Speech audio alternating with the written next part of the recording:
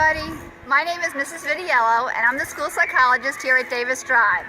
Well, this is School Psychology Awareness Week, so I wanted to make sure everybody knew who I am and what I do at school. My job is basically to support students and make sure that school is a fun place for them to learn and to grow. Sometimes I work with students to help figure out ways that they can learn better. Other times I help students with friendship issues and with following the swim rules at school. Another thing I do is to make sure that students are developing positive character traits. Next month, our character trait is kindness.